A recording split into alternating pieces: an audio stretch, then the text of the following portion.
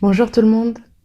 Je voulais vous faire une vidéo aujourd'hui sur qui je suis, qui est Epembia, qu'est-ce que je propose, quel sens ça a pour moi, quel sens ça a pour vous qui viendrez me voir, et comment tout ça s'est imbriqué au fur et à mesure des années, au fur et à mesure de mon parcours.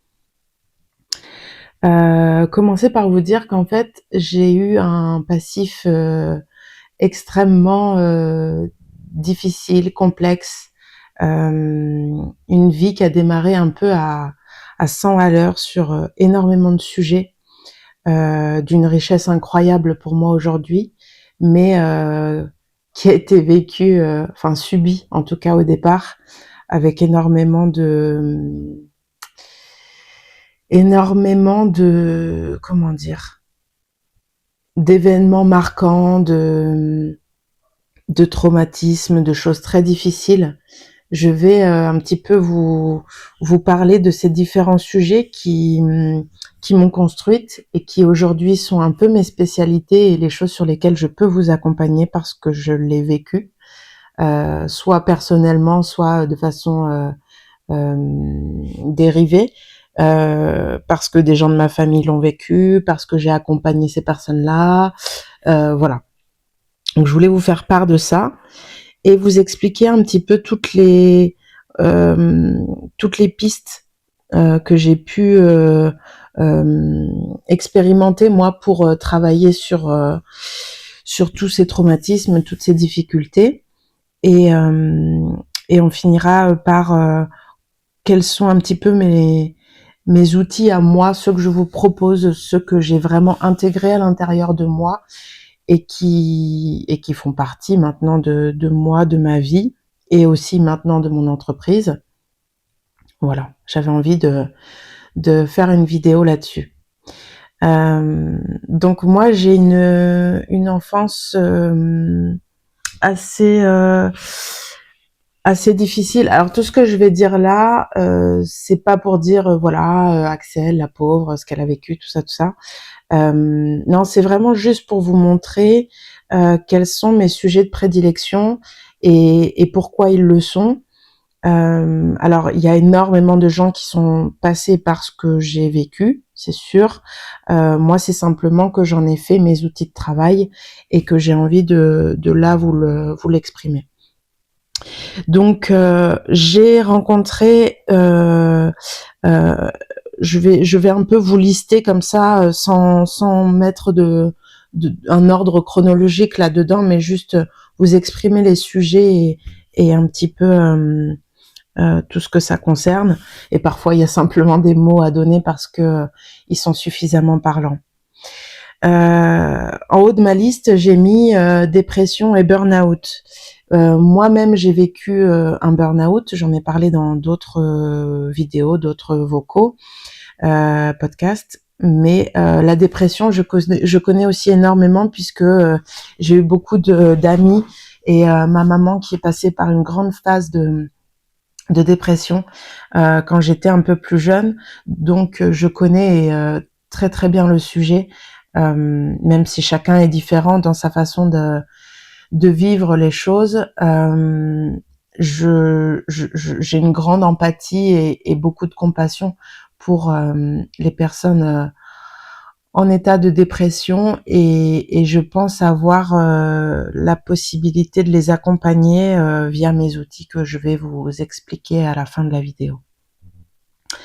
La maladie, j'ai beaucoup été confrontée à la maladie grave, notamment tout ce qui va être cancer, avec les phases très compliquées de la maladie, où on voit la personne se détériorer, devenir de plus en plus faible. Voilà, ça c'est quelque chose que j'ai vécu. J'ai accompagné ma maman vers la fin de sa vie. Donc c'est vraiment quelque chose que je connais, le fait d'être aidante familiale, de passer du temps avec les personnes de notre famille qui sont en grande en grande difficulté, que ce soit de la maladie ou des problèmes psychologiques. Ça, c'est quelque chose aussi que je connais énormément. La mort, j'ai beaucoup été confrontée à la mort aussi. J'ai perdu beaucoup d'amis lors de ma vie un peu plus jeune. J'ai perdu ma maman assez tôt aussi dans mon parcours de vie. Voilà, la mort, c'est vraiment un sujet que je connais très bien. Les étapes de deuil, etc. Tout ce par quoi on passe quand on y est confronté de façon accidentelle ou de façon prévisible. Je connais un peu tous ces cas de figure. Ou quand on est confronté aussi au suicide d'un proche, c'est quelque chose que je connais. Il y a aussi tout ce qui est au niveau de la famille, tout ce qui est séparation des parents, le divorce, la vie avec un seul parent, donc la vie de famille monoparentale, la famille recomposée. Ça, c'est quelque chose que je connais énormément puisque je n'ai que des demi-frères et sœurs. Bon, j'ai jamais mis le mot demi dessus parce que pour moi, c'est mes frères et c'est mes sœurs, point barre. Donc ça, c'est quelque chose que je connais très très bien. Le fait de ne pas avoir de couple parental modèle pour m'appuyer sur un modèle pour plus tard me construire ma propre vie de couple, ça c'est quelque chose que je connais aussi énormément puisque il a fallu que j'attende la fin de mon adolescence pour rencontrer des couples qui fonctionnaient, des couples mariés ou en tout cas ensemble depuis très longtemps, et voir qu'il existait autre chose que ce que moi j'avais connu dans ma famille. Voilà. Grandir avec ses frères et sœurs et grandir sans, c'est quelque chose aussi que je connais très très bien. Donc les scissions dans la famille, les gros problèmes qui font qu'au bout d'un moment, il y a certains frères et sœurs à qui vous ne parlez plus du tout, qui font plus du tout partie, entre guillemets, de la famille, ou en tout cas, il y a une coupure de communication, une coupure du lien affectif, il y a plus de nouvelles, il y a vraiment une scission qui se fait au niveau de la famille. Ça, c'est quelque chose que je connais aussi.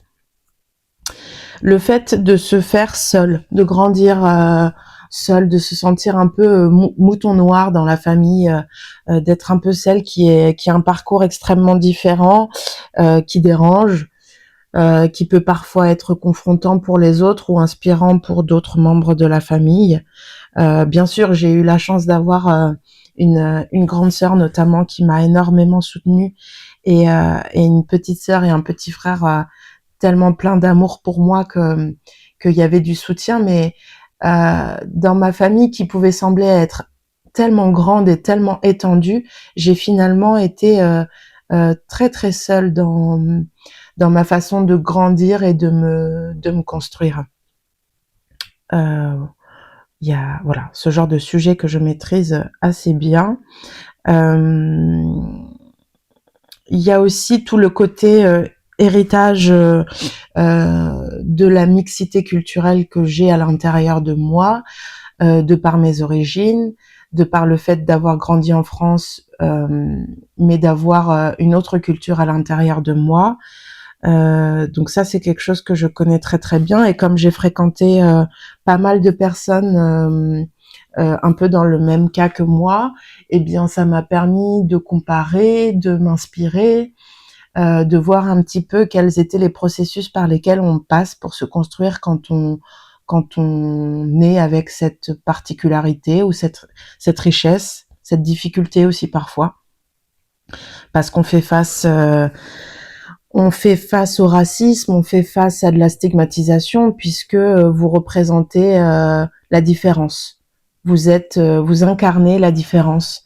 Vous êtes le mélange de quelque chose et vous êtes un peu un produit hybride, et du coup vous portez ça en vous, et parfois c'est comment dire, une joie, c'est source de plein de belles choses, et puis parfois c'est source de choses confrontantes, de discussions difficiles, d'étiquettes qui sont posées, où il faut aider à déconstruire certaines idées. Voilà, on porte aussi ça en nous, on est modèle de quelque chose, on on est porteur d'une mixité culturelle et, euh, et quand nous-mêmes on n'est pas encore tout à fait au clair avec ce que ça nous apporte et comment ça s'intègre à l'intérieur de nous, bah c'est parfois difficile aussi de le vivre à l'extérieur en lien avec les autres. Voilà, ça c'est des sujets vraiment phares qui m'intéressent énormément. Le travail, la reconversion professionnelle. Je me suis énormément confrontée au monde du travail salarié. J'ai fait énormément de métiers différents. Alors ça a toujours été avec le fil rouge de l'accompagnement et de l'aide à la personne, en lien avec les gens, puisque c'est la relation qui me porte sur mon parcours pro. Mais j'ai œuvré dans différents milieux, le sanitaire, le social, l'hôtellerie-restaurant. J'ai œuvré aussi dans d'autres milieux. J'ai été amenée à beaucoup connaître le milieu de la fête, des soirées, du bien-être aussi, tout ce qui est thérapeute, etc. J'ai été pas mal entourée de ces personnes-là et de leurs témoignages de parcours. Pas mal tout ce qui était aussi du milieu du libéral, de par les gens que j'ai moi-même été consultée pour m'aider, ou des personnes qui dans ma famille étaient en situation professionnelle libérale. Donc pareil, de suivre leur parcours de vie, comment c'était pour eux. Voilà, ça c'est quelque chose qui m'a permis vraiment d'ouvrir un peu ma vision du professionnel, quelles étaient toutes les options qui s'offraient à nous, à moi. Donc voilà, le changement de métier, la reconversion professionnelle, c'est quelque chose que je connais bien, puisque je l'ai fait plusieurs fois dans ma vie. Et ça se trouve, je le referai encore. Ça va avec changer de vie, parce que quand vous changez de métier, il y a tout un tas de choses qui changent dans votre environnement. Et j'ai souvent eu des relations de couple assez longues qui ont pris fin et qui à chaque fois ont permis de recommencer ma vie presque, je dirais pas à zéro, mais presque, sur certaines choses en tout cas. Donc le fait de tout recommencer à zéro, c'est aussi quelque chose que je connais dans la vie privée comme dans la vie professionnelle. Le noyau dur de ce que je connais bien et de ce dans quoi je peux vous accompagner, c'est aussi tout ce qui est violence psychologique, physique, parce que je l'ai vécu. J'en ai été témoin également. Tout ce qui va être traumatisme, parce que pareil, j'en ai vécu quelques-uns. Le viol, j'en parle dans un de mes podcasts, c'est quelque chose que je connais bien. Toutes les situations d'attouchement ou d'abus, c'est quelque chose que je connais aussi. Au niveau, pour rester dans la sphère sexualité, tout ce qui est problème lié à la sexualité, la libido, et tout ce que ça peut amener dans votre relation à vous-même ou dans votre relation avec votre conjoint ou votre conjointe, c'est quelque chose que je connais bien aussi. Dans la sphère finance, tout ce qui va être le fait d'avoir des finances qui sont fragiles, qui sont vraiment minces, dans ce que ça peut amener de positif, au niveau du minimalisme, ou dans ce que ça peut être bloquant quand on a envie d'avoir un niveau de vie au-dessus, mais qu'on n'arrive pas à aller sur cet étage supérieur. C'est quelque chose aussi que je connais bien et que je traverse encore actuellement sur d'autres niveaux, parce que l'entrepreneuriat fait travailler ça, notre rapport à l'argent, à notre situation financière, notre statut, notre sécurité intérieure. J'avais fait un podcast là-dessus. L'entrepreneuriat vient vraiment travailler ça. Au niveau du financier, il y a aussi beaucoup la question de réalisation. Qu'est-ce qu'on veut réaliser? Quels sont nos projets? Quels sont le sens qu'on y met, les valeurs auxquelles elles sont raccrochées, qui va vous permettre aussi de changer de vision sur l'argent.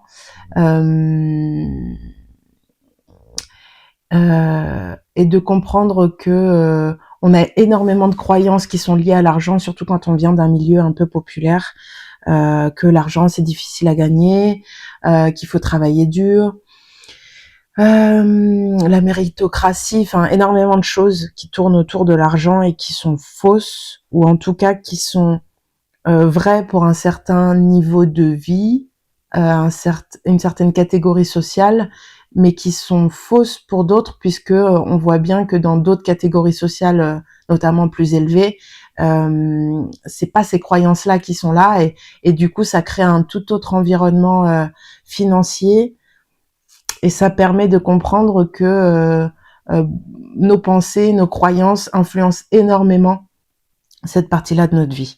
Mais c'est pareil, tous ces sujets-là, je referai des podcasts, des vidéos dessus. Je voulais juste vous exprimer un petit peu l'éventail des sujets que j'aime traiter et qui me passionnent, et avec lesquels je peux travailler en accompagnement thérapeutique.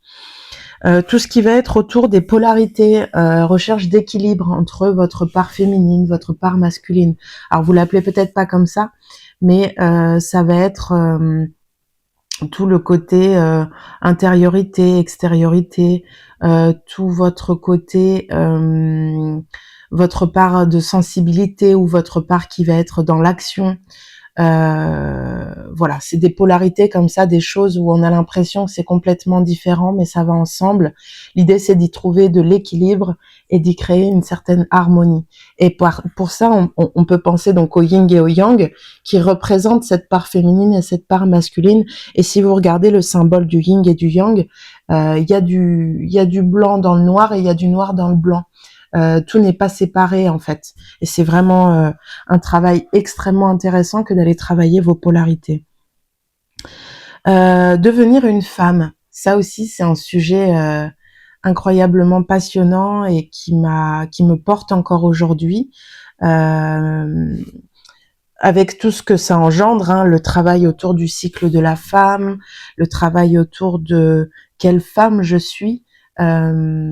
Quels sont un peu les archétypes ou les personnes qui m'ont inspirée pour être une femme aujourd'hui, vraiment quelle femme je suis. Et pour moi, on devient femme, on choisit d'être femme. C'est pas quelque chose qui est complètement inné à la naissance. Ma quête du couple, j'allais dire parfait, mais ça n'existe pas, mais en tout cas le couple parfait pour moi, qui me fait du bien. Ça, c'est vraiment un sujet aussi qui me passionne, où j'ai passé beaucoup de temps à lire, expérimenter, apprendre, me former et vivre dans la vraie vie différents couples, différents types de couples, différentes énergies qui se sont nourries, équilibrées, influencées. Donc ça, c'est quelque chose que je connais très très bien.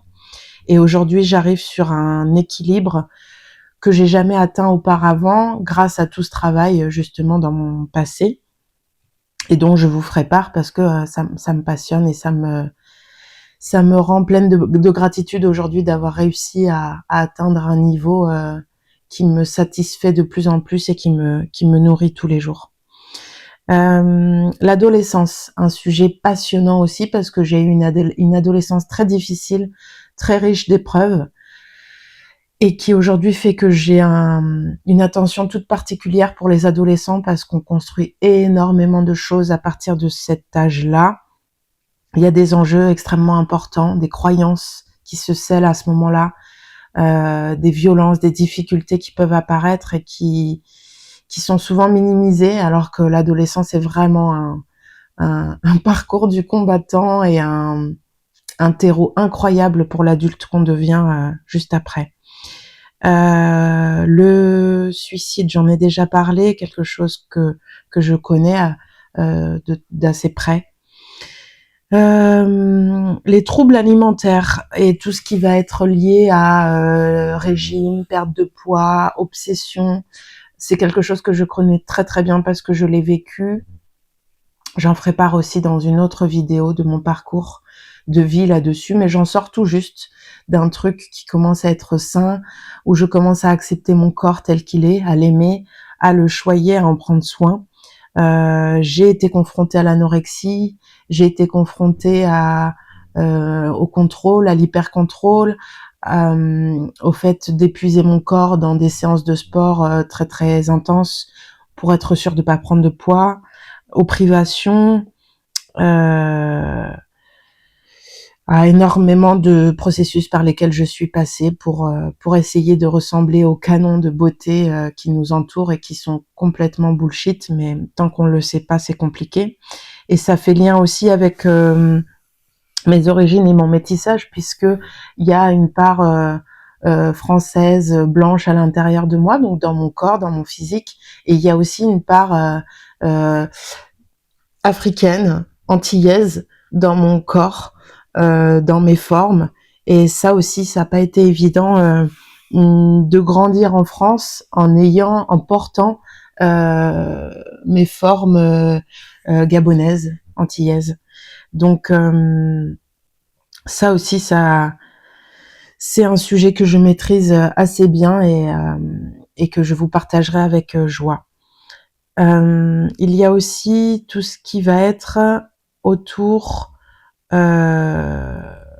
du développement personnel, et ça va faire lien avec le prochain sujet, c'est-à-dire toutes les thérapies que j'ai suivies, tous les stages, les formations que j'ai pu faire qui m'ont fait énormément de bien et qui m'ont aidé à grandir avec mes traumatismes et tout ce que j'avais à guérir et tout ce que j'ai encore à guérir. Donc, il y a eu beaucoup de psychothérapie avec des psychologues ou des psychothérapeutes.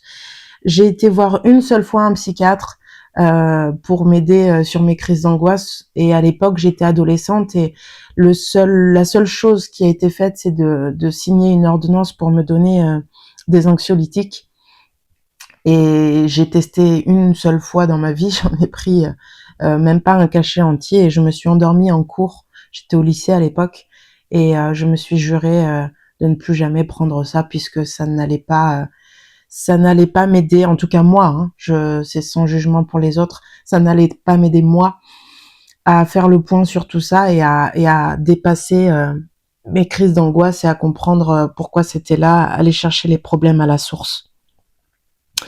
Donc dans les outils, voilà, beaucoup de psychothérapie, deux courants de psychothérapie qui m'ont énormément aidé, c'est la thérapie cognitive comportementaliste qui permet d'aller jouer sur vos schémas vos schémas qui se répètent, vos croyances, vos comportements toxiques, nocifs pour vous-même, et qui permettent de voir des résultats très rapidement et de pas avoir des thérapies qui durent 1 an, 2 ans, 3 ans, où vous restez et vous devenez dépendant un petit peu de votre thérapeute. C'est des thérapies assez courtes et qui permettent vraiment d'agir en profondeur et de façon durable sur des sujets qui peuvent être pourtant très difficiles à dénouer, à comprendre, à détricoter. J'avais été voir aussi tout ce qui était kinésiologie. Ça aide énormément sur des sujets ponctuels, des choses que vous avez ciblées. En tout cas, moi, c'est comme ça que ça s'est fait. Et parfois, quand vous ciblez un sujet, vous allez travailler un sujet et finalement, ça ouvre sur d'autres choses, d'autres questionnements que vous aviez et que vous aviez peut-être mis un peu de côté. Mais de toute façon, ça a toujours été ça. Dans les thérapies que j'ai suivies, les formations, les choses comme ça, j'y allais avec un sujet, avec un questionnement, et je repartais avec des réponses sur plein d'autres choses qui étaient restées un peu en sourdine ou que j'avais pas encore vues de ce prisme-là. En fait, à chaque fois, ça permet d'ouvrir des portes, ça répond à vos questions du moment et ça permet aussi d'ouvrir d'autres visions pour d'autres problèmes. Éthiopathie, c'est génial. C'est un petit peu comme c'est un mélange en fait de plein d'approches. Par exemple, avant, j'allais voir que l'ostéopathe quand j'avais des douleurs dans le corps, etc. Et en fait, en allant voir un éthiopathe, sous conseil de ma grande sœur qui expérimente souvent des choses et on fait un peu vase communicant, on se refile l'une et l'autre les bons plans. L'éthiopathie, c'est génial parce que vous allez voir à la source. Donc, il y a de l'ostéopathie qui va être fait sur vous, mais il va vraiment aller voir le problème à la source et sur plein de sujets différents. Et ils ont plein d'outils hyper intéressants. Donc, vraiment, l'éthiopathie, si vous avez des douleurs dans le corps qui reviennent très, très souvent, c'est hyper intéressant, plus que l'ostéopathie parce que on va aller déraciner le problème à la source. Tout ce qui va être kiné, j'y ai beaucoup été parce que j'avais énormément de problèmes de dos à une certaine époque de ma vie. Et en fait, ça va être bien comme une première approche ou quand vous avez été trop loin dans la douleur et que vous êtes arrivé un peu tardivement sur votre retour à votre corps. Mais c'est une approche intéressante qui va vous permettre un peu de cibler les problématiques et de voir un petit peu comment vous pouvez récupérer en tonus musculaire, comment dire, comment vous pouvez remettre de la conscience dans l'élément qui vous a lâché au niveau de votre corps, que ce soit musculaire, articulaire, etc. Mais ça va pas suffire à une guérison profonde. Il va falloir aller voir d'autres outils pour le corps, comme le yoga par exemple, qui est hyper intéressant, ou le pilate, qui ramène aussi une autre conscience du corps plutôt que le purement physique. La gestalt thérapie, c'est quelque chose aussi que j'ai expérimenté, qui est un mélange entre le massage, le psychocorporel. En tout cas, le thérapeute que j'avais été voir à l'époque m'avait fait énormément de bien sur des sujets où on aurait pu croire que j'allais voir un psychologue. Et en fait, il arrivait à intégrer ça à l'intérieur de mon corps en passant par des parties ciblées de mon corps et en venant faire un peu de reprogrammation, voilà, on passait par mes ressentis, par mes sensations, et c'était vraiment hyper intéressant. Tout ce qui est psychologie aussi du courant de Carl Jung, qui est hyper intéressant aussi parce que on passe par la symbolique, les rêves, on repasse dans le passé. Comparé à la psychologie cognitive et comportementaliste, où vous essayez de vous concentrer dans le présent. Là, avec le courant Carl Jung, on revient parfois un peu dans le passé, mais c'est vraiment juste pour aller chercher l'origine d'une sensation, l'origine d'un sentiment, d'une peur, d'une croyance, etc. Donc c'est vraiment très intéressant aussi parce que ça permet de faire plein de liens et de ramener de l'harmonie entre vos parts d'ombre et vos parts assumées parce qu'elles sont plus faciles à assumer. Moi, j'ai vraiment trouvé plus de complétude et d'intégrité, de légitimité dans cet accompagnement psychologique avec le courant Carl Jung. Donc le tantra, vous savez pourquoi, j'en ai déjà parlé dans d'autres vidéos, ou en tout cas vous pourrez aller les voir. Le tantra qui m'a énormément accompagnée sur mes parties où il y avait du manque affectif, où il y avait de la solitude, où il y avait du vide souffrant, où il y avait du manque de toucher, du manque de lien, du manque de complétude aussi. Le yoga, j'en ai déjà un petit peu parlé, mais le yoga de l'énergie que je pratique et que j'enseigne m'a permis aussi, à des moments très difficiles, juste après le décès de ma maman, de venir me connecter à moi dans différents avec différents outils, la respiration, le purement corporel quand vous êtes dans les asanas, les postures, mais aussi tout le dialogue intérieur que j'avais, tout le dialogue qu'on a à l'intérieur, les différentes voix. Donc vous avez l'enfant intérieur, vous avez la personne un peu plus jugeante, exigeante, quand vous êtes très exigeant avec vous-même. La mère intérieure, le papa intérieur. La mère intérieure, c'est celle qui va être dans l'affect, dans le soutien, où vous allez être dans une bienveillance avec vous-même. Le père intérieur, c'est plutôt votre sécurité, votre cadre, votre positionnement, vos limites, votre légitimité, la permission que vous vous donnez de vous mettre en colère, de vous redresser. Voilà, il y a toutes ces parties de moi qui ont pu être mises en lumière grâce au yoga, parce qu'on vient remettre du silence, du vide, mais de façon sereine pour aller vraiment écouter ce qui se passe à l'intérieur. Le bouddhisme, je vous en ai parlé aussi dans un de mes podcasts sur la foi. Le bouddhisme m'a permis d'introduire beaucoup de philosophie dans ma vie et de les intégrer dans mes valeurs, dans mes principes de vie.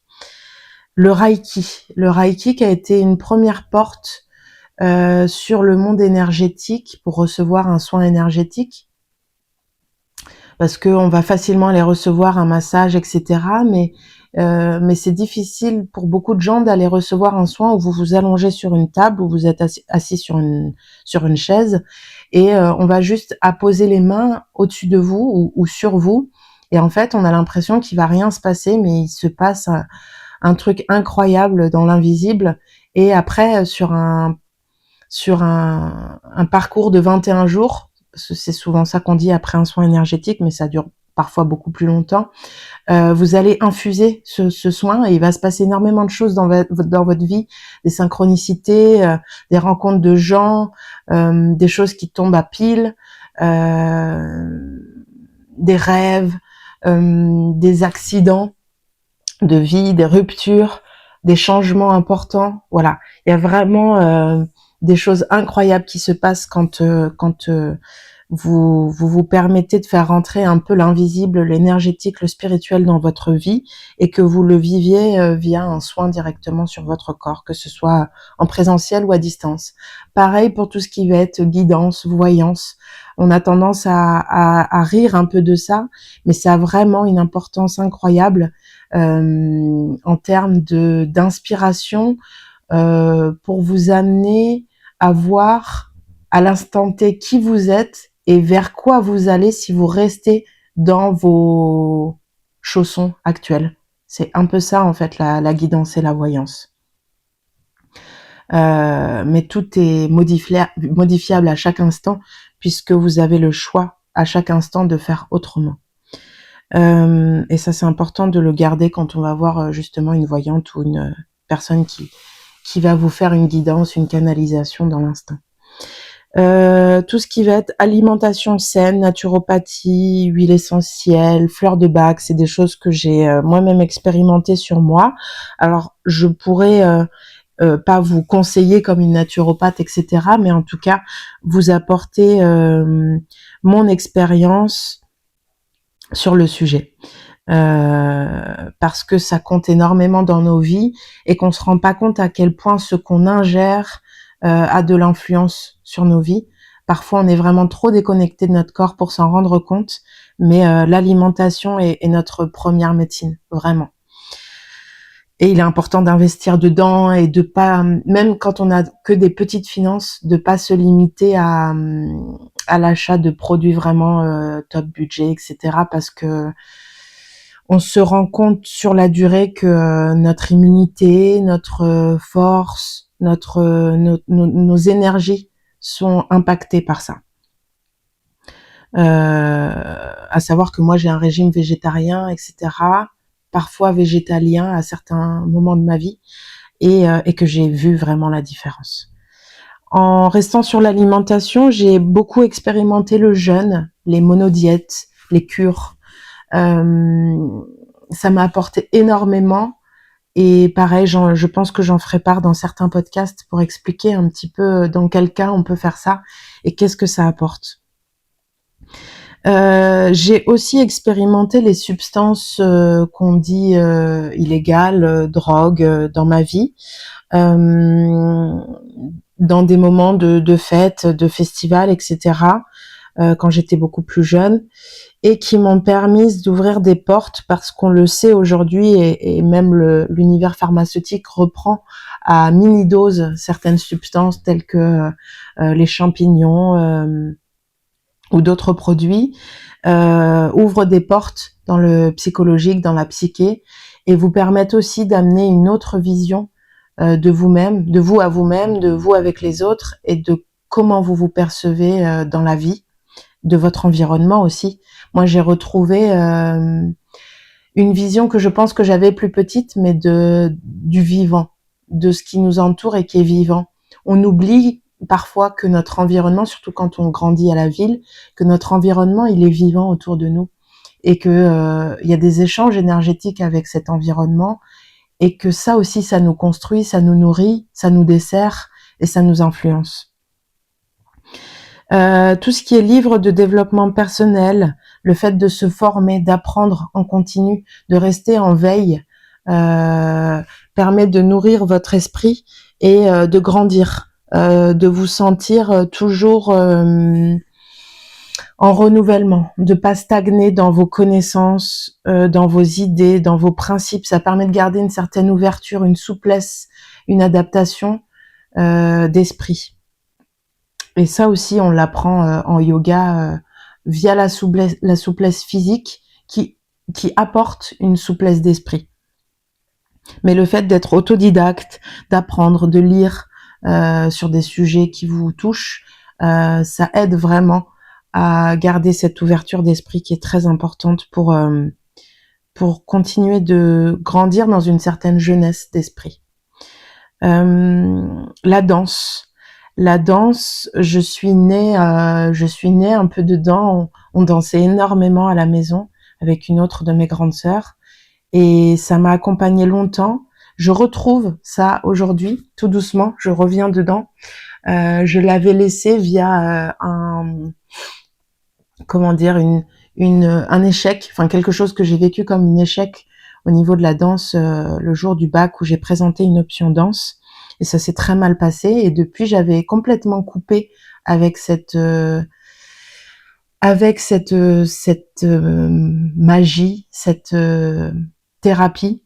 La danse, c'est vraiment quelque chose d'incroyable au niveau du corps, de l'estime de soi, de l'acceptation de ce qu'on est, de ce qu'on porte, le flow à l'intérieur de nous, notre créativité, quelle place on se permet de prendre, la liberté qu'on a dans notre corps, la légèreté, l'ancrage. Voilà, il y a tous ces sujets qui peuvent être touchés avec la danse. Et bien sûr, le fait de retrouver cet enfant intérieur, cette spontanéité, cette gaieté de cœur grâce à la danse. Mais aussi tout ce qui va être le sujet du féminin sacré que j'ai qui m'a énormément touchée, bouleversée, changée, et que je pratique encore aujourd'hui avec les cercles de femmes. Tout ce qui est médecine chinoise et ayurvédique que j'ai un petit peu appréhendé avec la formation massage, parce qu'on avait une professeure de massage qui était extrêmement ouverte sur ces sujets-là et qui nous a permis de comprendre dans les grandes lignes, dans les bases,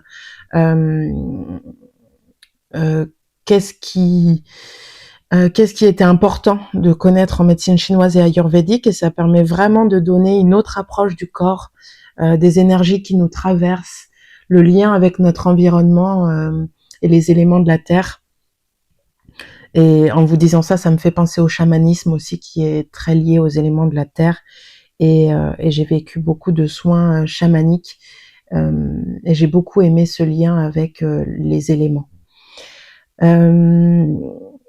Tout ce qui va être somatisation aussi qui me passionne, le lien avec le corps et l'esprit et le psychologique et vos pensées, qui sont de plus en plus avérés.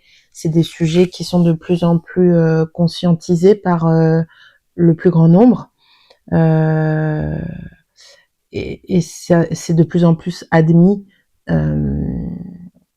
Et c'est hyper important parce que il y a énormément de bobologie ou de plus grosses pathologies qui pourraient être soignées ou en tout cas prévenues avec ce focus sur le psychocorporel. Tout le monde des festivals, festival de trance, festival de musique, festival sans alcool, qui m'a amené aussi une grande paix dans le cœur, une grande espérance quand vous rencontrez des gens en festival.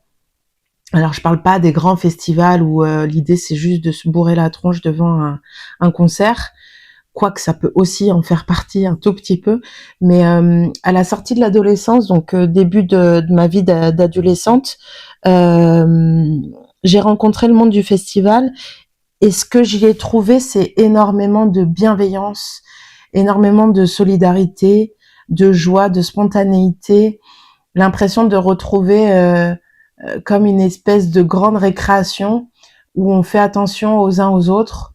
Alors, je parle de mon expérience à moi des festivals et de ce que j'y ai fait et avec mes pensées et mon énergie. Et bien sûr que vous pouvez avoir des expériences très compliquées, difficiles, traumatiques en festival, comme vous pouvez en avoir des trucs hyper superficiels ou en tout cas qui restent sur la surface de la fête. Moi, je vous parle de ce que j'ai ressorti du monde des festivals, c'est-à-dire la rencontre d'une partie de la population qui va être en conscience sur plein de choses, où tous les âges se mélangent, où toutes les catégories se mélangent, et où finalement à un moment donné il y a moins de barrières, il y a moins de honte, moins de timidité, peu importe qu'il y ait des produits ou de l'alcool qui vous permettent ça, mais simplement dans l'instant présent. Il y a des rencontres qui se font beaucoup plus spontanément que dans la vie de tous les jours. Enfin bref, tout ça pour dire que les festivals, c'est vraiment un truc à expérimenter parce qu'il se passe des choses qui se passent pas dans la vie de tous les jours. Et c'est un peu comme si vous étiez en vacances parce que c'est un temps que vous prenez de plaisir pour vous et qui est parfois sur plusieurs jours où vous restez dormir, etc. Et on y rencontre vraiment des énergies, des gens, des choses très intéressantes au-delà de la fiesta. Tout ce qui est PNL, toucher thérapeutique, rite, initiation, c'est aussi des choses que j'ai expérimentées et qui sont hyper intéressantes, qui permettent de vous reprogrammer dans vos croyances, dans vos cellules, en profondeur. Constellation familiale, j'ai aussi beaucoup expérimenté ça. C'est hyper intéressant, c'est hyper efficace. Pareil, ça touche un peu aux soins énergétiques. Ça bouleverse et ça travaille sur plusieurs jours, derrière plusieurs semaines, voire parfois plusieurs mois. Donc ça, c'était un peu les outils que moi j'ai expérimenté pour dépasser certaines difficultés de ma vie encore aujourd'hui. Et maintenant, les outils que moi j'utilise dans mes accompagnements et qui font sens avec tout ce que je vous ai expliqué avant. Donc il y a bien sûr les maîtres mots un peu de mes accompagnements, c'est vraiment la foi. J'en ai fait un podcast d'avoir foi, que ce soit en vous ou en quelque chose de supérieur, mais d'avoir cette foi, cet espoir dans le cœur. La résilience et le fait d'être constamment en transformation de vos traumatismes, de vos blessures, de vos mémoires, d'alchimiser tout ça pour en faire quelque chose. On dit souvent que le fait d'avoir des casseroles dans la vie, ça nous rend plus forts. Pourquoi ça nous rend plus forts? C'est parce que si on prend nos difficultés, nos mémoires, nos blocages, d'un point de vue énergétique, si on les imagine comme des boules d'énergie qui seraient noires, qui seraient enfermants, qui seraient remplies d'énergie négative, quand vous allez les travailler, y mettre de la lumière, de la douceur, de l'amour, de la compréhension, et ben en fait tout ça, ça va commencer à se décrypter, pardon, à s'ouvrir. Et en fait, quand ça s'ouvre, et ben il y a comme une surprise à l'intérieur, et vous allez acquérir des compétences, des nouveaux comportements, des nouvelles énergies qui vont vous faire grandir, et vous apporter énormément de bonheur.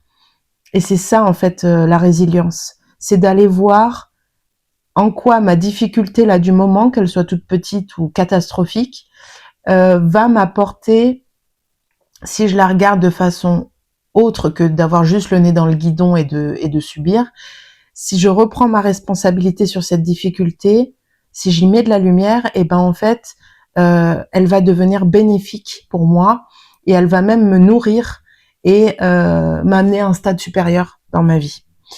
Tout ce qui est sororité, ça m'a beaucoup porté, et c'est pour ça que je veux maintenant le diffuser à travers les cercles de femmes ou les cercles mixtes, parce que c'est important de réunir le féminin et le masculin. On a beaucoup de choses à partager, et œuvrer ensemble va permettre d'aller beaucoup plus loin. Le féminisme m'a porté quelque part, ce qui est un peu différent du féminin sacré, dans sa version plus soft, pas contre, mais avec le féminin et le masculin. Donc ça, c'est quelque chose que je diffuse à travers mes cercles. L'instant présent, qui est une grande clé aussi sur un chemin de guérison, et c'est quelque chose que je transmets avec mes massages, avec le massage tantrique, avec les massages bien-être, de revenir à l'instant présent, revenir dans le corps. L'enfant intérieur, j'en parlais tout à l'heure avec la danse, et il y a plein d'ateliers comme ça en développement personnel ou en bien-être qui vont vraiment toucher à votre enfant intérieur, votre créativité, votre spontanéité, votre enfant blessé aussi parfois, hein, qu'il faut aller voir, qu'il faut aller prendre par la main et rassurer. Et ça, c'est quelque chose qu'on peut faire aussi avec les différents ateliers que je propose dans mes accompagnements. L'équilibre et l'harmonie qu'on peut retrouver en yoga, la recherche de cet équilibre et de cette harmonie constamment dans nos vies. Et le yoga est vraiment un outil incroyable pour aller explorer ça. L'intuition, la rencontre avec soi, avec les autres. Pareil, un peu avec tous ces outils de yoga, de massage, de cercle qui permettent ça. Et vraiment le maître mot, c'est l'amour. L'amour de ce que je fais, de ce que je suis, l'amour des autres, l'amour de ceux qui m'ont porté, qui m'ont soutenu pendant toutes ces années, que j'ai aussi soutenu, que j'ai aussi porté parfois, et l'amour des futures personnes que je vais rencontrer, que je vais accompagner, avec cet amour que j'ai dans le cœur. Je dirais pas que, enfin, je suis sur la voie de l'amour inconditionnel, comme beaucoup d'entre nous, et je pense que c'est quelque chose qui se fera toute ma vie, et peut-être que je l'atteindrai jamais. Mais ce que j'en comprends, c'est que dès l'instant que vous apprenez à vous pardonner votre imperfection, à l'accepter, à l'alchimiser aussi, et ben en fait, c'est beaucoup plus facile d'aimer les autres dans tout ce qu'ils sont, avec leurs défauts. Et inversement, quand vous arrivez à être plus tolérant avec les autres, vous arrivez aussi à comprendre que vous, vous êtes comme les autres, vous êtes des humains comme les autres, et que vos défauts, vos difficultés, vos limites, elles sont à aimer aussi, parce que elles font de vous ce que vous êtes, et ce que vous êtes est aimé. Donc, il y a quelque chose à aimer là-dedans aussi. Je crois avoir fait le tour de ça et juste vous dire, parce que souvent, le travail des chakras, c'est quelque chose qui me suit depuis très très longtemps, mais j'avais du mal à comprendre un peu comment ça pouvait s'intégrer à ma vie de tous les jours. Et j'aime à dire que les chakras, c'est pas quelque chose de complètement, comment dire, spirituel, inaccessible, qui reste un truc brumeux, énergétique qu'on comprend pas trop. Et juste vous donner comment dire, comme des sortes de mantras, de phrases qui expliquent un peu l'énergie ou la signification un peu de chaque chakra et comprendre en fait que ça fait partie de votre évolution personnelle et qu'à chaque fois que vous êtes dans un chemin de conscience, d'évolution, et ben en fait vous êtes dans dans le cheminement via vos chakras. Donc vous avez le chakra racine qui est le chakra au niveau de votre périnée, qui lui représente ce que vous êtes, ce que vous incarnez dans cette vie et ce que vous avez en termes de conditions matérielles. Ensuite, vous avez le deuxième chakra qui se trouve juste en dessous du nombril, qui lui s'appelle le chakra sacré,